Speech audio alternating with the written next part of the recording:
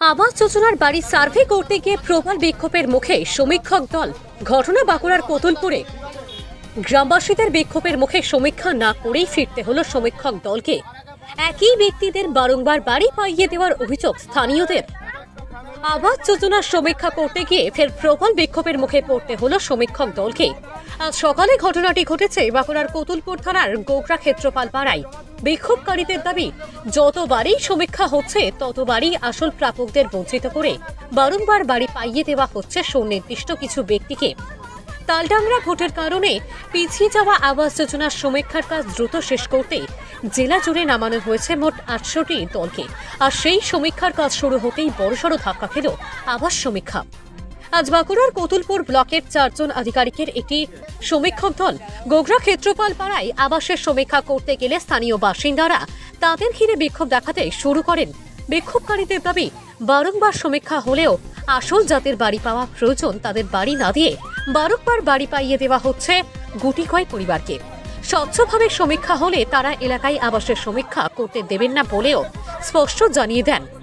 এদিন বিক্ষোভের মুখে পড়ে ওই সমীক্ষক দল সমীক্ষা না করেই ফিরে যেতে বাধ্য হয়।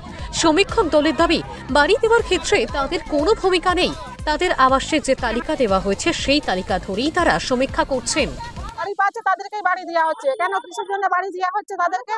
হ্যাঁ, শুধু বলছে যে না আমাদের কোনো হাত নেই, আমাদের বিডিও অফিস থেকে এই নামগুলো গেছে। কেন আমরা যে দরখাস্ত জমা দিয়ে আসছি আমাদের এখানে নেই। আমরা বাড়ি চাই, বাড়ি চাই আমরা। হ্যাঁ, দেখাবো না তো কি করবো? না দিলে আবার দেখাবো, দিলে সবাইকে দেখে দু, আর না হলে কাউকে দেওয়ার দরকার নেই বাড়ি। অ্যাকচুয়ালি আমরা তো যে সার্ভেটা করতে এসেছি লিস্ট অনুযায়ী যাদের যাদের নামের তালিকা আছে সেইগুলোই করতে এসেছি। তো ওরা বলছে যারা একবার বাড়ি পেয়েছে তারাও বারবার বাড়ি পাচ্ছে। না, এইটা অভিযোগটা ঠিক না। কিন্তু ওরা তো আপনাদেরকে ধরে বিক্ষোভ দেখালো। এই বিষয়ে কথা বলার ব্লক প্রশাসনের সঙ্গে কথা বলতে হবে। আপনার নাম? আমার নাম শ্যামসুন্দর রায়।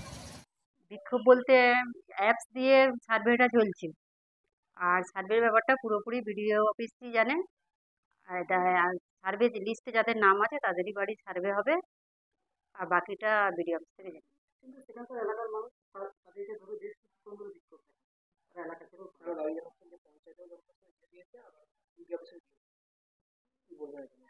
এটা বিডিও অফিসে জানলেই ভালো হয়, সব তথ্য বিডিও অফিস থেকেই জানা।